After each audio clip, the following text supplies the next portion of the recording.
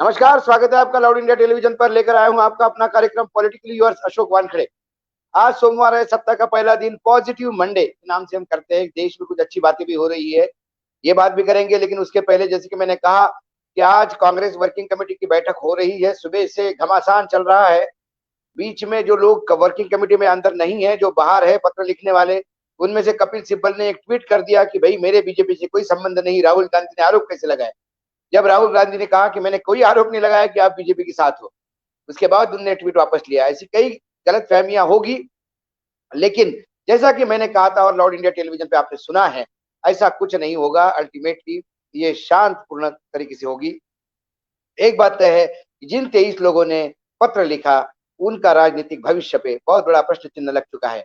क्योंकि पूरे भारत से तमाम जो पार्टी के अध्यक्ष है, राज्य यूनिट के, उन्होंने, यूथ कांग्रेस, सारे संगठन के अध्यक्षों ने, मुख्यमंत्रियों ने, एमएलए ने, एमपीज ने, सब ने लिख के दिया है कि सारा पूरा कांग्रेसी परिवार गांधी परिवार के साथ है।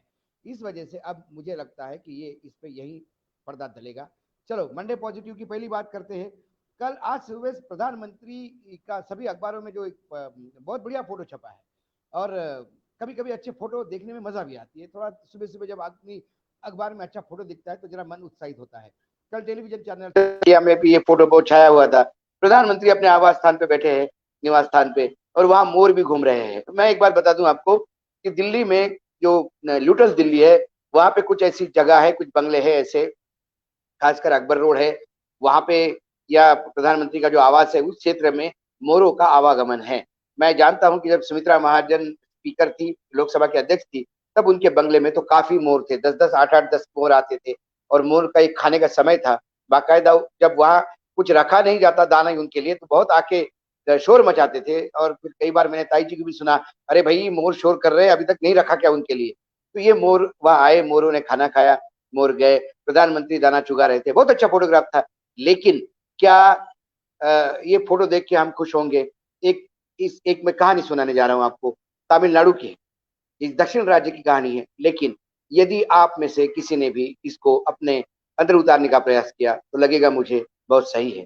हमारे यहाँ मराठी में संत तुकाराम हो गए। संत तुकाराम बहुत बड़े संत थे, उन्होंने बहुत कुछ लिखा। तो उनका एक अभंग है जो लिखते हैं, वो अभंग था। उसमें वो कहते हैं, वृक्षवल्ली आमा सोए रे वनचरे। इसका मतलब है कि जो वृक्ष है, जो पेड़ पौधे, जो वनचरे मतलब जंगल में आचरण करने वाले, ये तमाम पशु पंछी, ये सब हमारे सगे सोयरे हैं, मतलब हमारे रिलेटिव्स है, ये हमारे जीवन का अंग है, उनका ख्याल रखना चाहिए।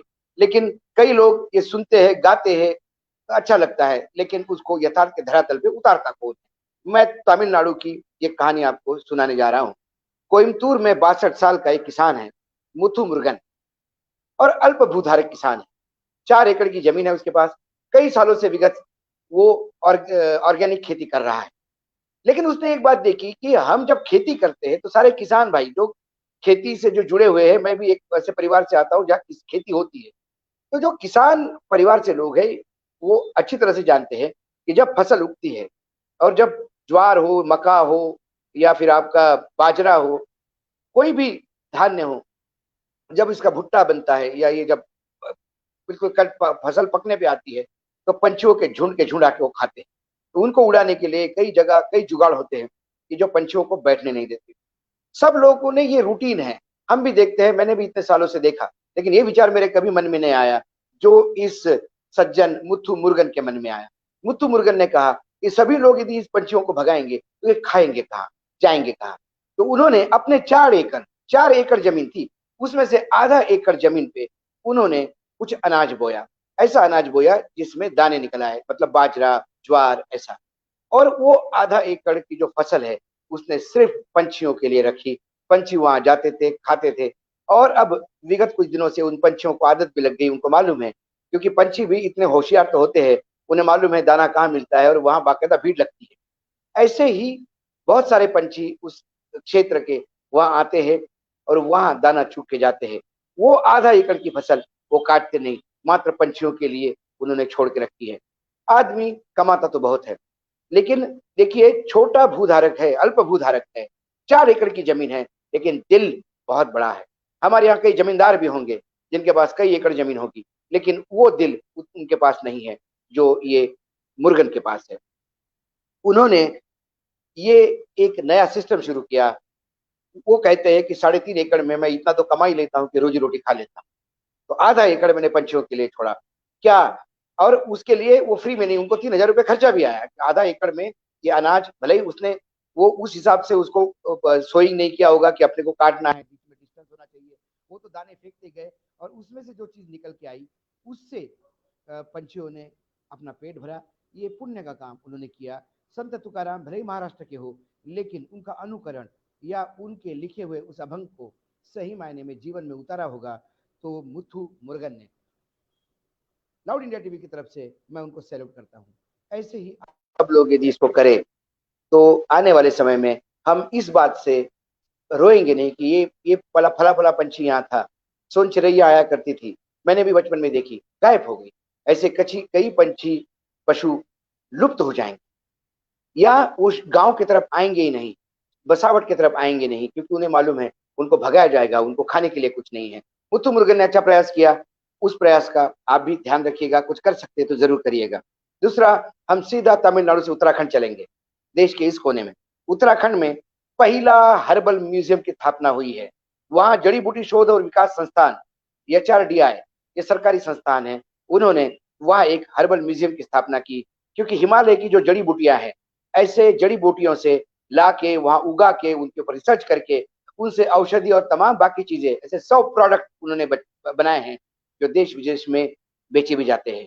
लेकिन सबसे बड़ा इंपॉर्टेंट काम जो उन्होंने किया, उन्होंने वहां पे पिथौरागढ़, चिमोली और उत्तरकाशी, इन 3 जगहों पे ट्रेनिंग सेंटर भी चालू किए। उन ट्रेनिंग सेंटर में ये जो अतिथि प्रवासी है, जो उत्तराखंड से बाहर लोग काम करने के लिए जाए जाते हैं और लॉकडाउन में वापस आ गए, उनके लिए वहां ट्रेनिंग है। और कम से कम जो प्रशिक्षण है उसके 6 श्रेणियों में प्रशिक्षण दिया जाता है। 6 अलग अलग सब्जेक्ट्स है जिसमें प्रशिक्षण दिया जाता है और 12 टाइप के पैकेजेस है।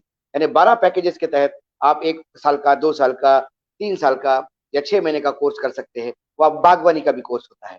उस जो 6 उन्होंने जो सब्जेक्ट लिए हैं उसमें जड़ी बूटियों से क्या करा जा सकता है। एक न्यूट्रिकल, मतलब जड़ी बूटियों से वो चीजें बनाती है जो शरीर के लिए न्यूट्रिशन देता है, जो पौष्टिक खाद्य, वो उसका एक अलग सब्जेक्ट है। एक है फार्मास्यूटिकल, इनसे दवाइयां कैसे बन सकती है, इन जड़ी बूटियों से दवाई बनाने की अलग विधि है, अलग सब्जेक्ट है। उसमें आप ट्रेनिंग लेंगे तो आप फार्मास्यूटिकल में देख पाएंगे अपन क्या कर सकते हैं। एक है कॉस्मेटिकल, मतलब इन्हीं जड़ी बूटियों से सौंदर्य प्रसाधन कैसे बनाए जाते हैं, वो एक अलग विधा है, उसमें भी आप काम कर सकते हैं। चौथी है एरोमेटिकल, मतलब इन्हीं जड़ी बूटियों से सुगंधित द्रव्य कैसे बनाए जा सकते थे, सेंट कैसे बनते हैं, उसके बॉडी स्प्रे कैसा बन सकता है, इन तमाम चीजों का ट्रेनिंग उसमें दिया जाएगा। उसके बाद उनके पास है हर्बल मसाले। हर्बल मसाले का मतलब है उन्हीं जड़ी बूटियों का जो मसाले बनते हैं उसमें कैसा उपयोग लाया जा सकता है। और फिर छठवा है डिसइंफेक्टेंट। इसका मतलब है कि वो दवाई के लिए जिससे कीड़े मकोड़े दूर रहते हैं, छिड़काव का कर सकते हैं, मच्छर को भगा सकते हैं। ऐसी कई चीजें हमारे यहाँ हो सकती है। निरोगी करने के लिए उसका कैसा उपयोग कर सकता है। मैं तो बार बार कहता हूं कि हमारे देश में ऐसा कोई हमने तीर नहीं मारा कि आज हम कोविड से लड़ रहे हैं, लेकिन विश्व में कोविड से ठीक होने वाले का सबसे ज्यादा नंबर हमारे पास है और हमारे देश में मरने वाले की संख्या कम है, क्योंकि हमारा खान पान ऐसा है। हमारी भौगोलिक स्थिति ऐसी है, हमको बहुत अच्छा सनराइज मिलता है, बहुत अच्छा सूरज का किरणें हमारे पे आती है। धूप से हम परेशान हैं, इतनी धूप आती है। और हमारे खाने में जो मसाले हैं, उन मसालों का आयुर्वेदिक महत्व इतना है, वो हमारी इम्यूनिटी बढ़ाते हैं। इसलिए कोरोना जैसे महामारी भी हमारे यहाँ आके घुटने टेक गई है, ऐसा हम कह सकते हैं। मैं धन्यवाद देता हूँ उत्तराखंड सरकार को, उन्होंने ये सोचा। और जो लुप्त होता हुआ ज्ञान है, हम बार बार कहते हैं, कई जगह सुनते हैं कि भारत सोने की चिड़िया हुआ करती थी।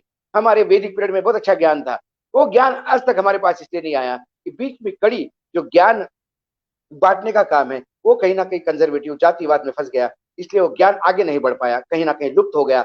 इन हिमालयन 100 जड़ी बूटियों का, जो जितनी तमाम जड़ी बूटियां उनसे 100 प्रोडक्ट बनाने का जो ये काम कर रहे हैं, ये हमारी विरासत जो है, तो हमारे पूर्वजों का जो किया हुआ काम है, आयुर्वेद जो है, इसको फिर से जिंदा कर रहे हैं।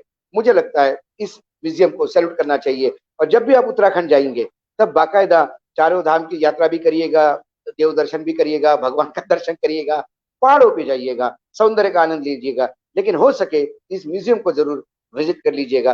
तब आपको पता पड़ेगा कि मात्र 20,000 रुपए की लागत से 2.5 लाख रुपए का बिक्री कोई कैसा कर सकता है। ये वही का उदाहरण है जो घास से, गौती चाह जिसको बोलते हैं, जो घास होती है जो चाय में यूज की जाती है, चाय में डाली जाती है, आयुर्वेदिक है, उसका स्वाद भी अच्छा आता है, चाय का मजा भी अच्छा आता है, लेकिन मात्र 20,000 रुपए का इन्वेस्टमेंट था, वो 2.5 लाख का सेल कर गया। यह भी उदाहरण वहां आपको मिलेगा। हम सैल्यूट करते हैं आज उस संस्थान को और उत्तराखंड सरकार को। उसके बाद तीसरा जो विषय है मैं आज खबर लेके आया हूँ, वो है हमारे, देखो कोविड में कैसा बदलता है। सब दूर हम कहते हैं कि भाई कोविड है, महामारी है, ये नहीं हो रहा है, वो नहीं हो रहा है, बहुत सारा सेल नहीं है, दुकानें बंद है, परचून की दुकानें में किराने की दुकानें चल रही है, दवाइयों की दुकानें चल रही है, बाकी क्या है, सैनिटाइजर बिक रहे हैं, बाकी तो सब खाली है। लेकिन नहीं, एक सेल का आंकड़ा आया है और आपको आश्चर्य लगेगा, ये फुटवेयर इंडस्ट्री से है। खुले फुटवेयर मतलब चप्पल, सैंडल्स, इसका सेल एकाएक जो बंद था एकदम उठ गया। और उठा तो कितना उठा, कोविड आने के पहले 80% जो सेल था वो सेल 80% पहुंच गया। इसका मतलब कोविड के पूर्व की जो स्थिति थी वो जूता इंडस्ट्री में चलने लगी है। चप्पल बनाने में या 500 रुपए के आसपास के जो ओपन फुट है, सैंडल्स बनाने वाले फैक्ट्रियां 100% कैपेसिटी पे चल रही है। उसका कारण ये हो गया कि लोग जब घर में रहने लगे तो घर में जो फॉर्मल शूज है, जो जूते होते हैं, जो बाहर जाते हैं, ऑफिस में जाते हैं, उसका उपयोग भी कम हो गया, उसका चलन भी कम हो गया। और घर में जब ज्यादा ही घूमते हैं और आसपास के परिसर में घूमना है, सोसाइटी के बीच में ही घूमना है, जब आपको बाहर जाना नहीं है, तो लोगों ने चप्पलों पर ध्यान देना शुरू कर दिया। ऑनलाइन चप्पलें बिकी, बहुत अच्छी बिकी।